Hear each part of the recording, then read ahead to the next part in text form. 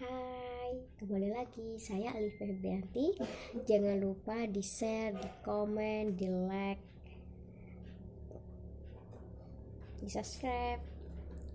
Di sini saya sebagai Alif Febrianti, NIM E 2018 2141 semester 4 kelas Ekonomi Syariah 3. Di sini saya akan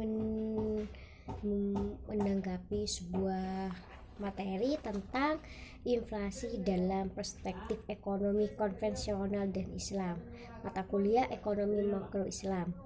Langsung saja, dalam ilmu ekonomi, inflasi merupakan suatu proses peningkatnya harga-harga secara umum dan terus-menerus.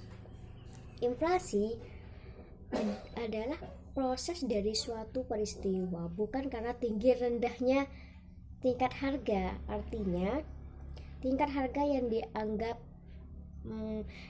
tinggi belum tentu ia menunjukkan inflasi. Contohnya, inflasi mungkin kita atau masyarakat Indonesia pernah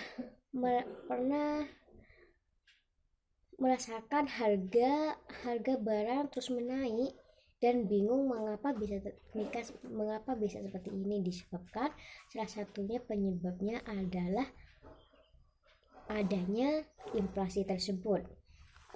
Nah, macam-macam inflasi di sini ada 3.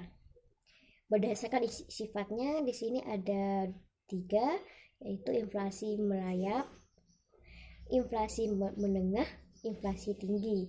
Yang inflasi merayap ini adalah di bawah 100%, di bawah 10% 1 tahun. Sedangkan inflasi menengah di sini antara 10% dan sampai 30% setahun. Dan yang terakhir adalah inflasi tinggi. Inflasi tinggi adalah di atas 100 tahun, di atas 100% setahun. Nah, yang kedua di sini adalah berdasarkan penyebab dari inflasi. Di sini ada 2, inflasi permintaan dan inflasi penawaran. Sedangkan berdasarkan sebab inflasi di sini juga ada 3, yaitu inflasi permintaan, inflasi penawaran, dan juga inflasi campuran. Langsung saja di sini saya membahas yang di sini juga ada solusi inflasi dalam ekonomi Islam.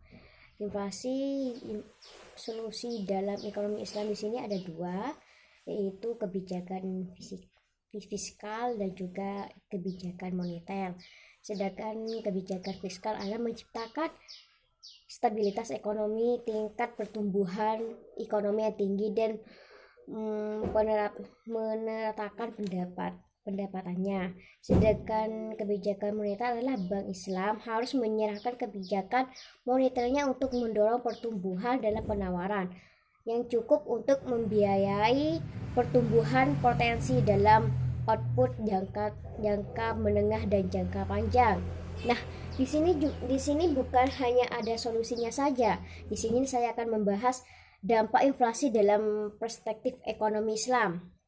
Di sini ada 2, yaitu menimbulkan gangguan terhadap fungsi uang dan melemahkan masyarakat dan semangat masyarakat untuk barang-barang non mewah dan menabung, turunnya marginal protektif pada uang.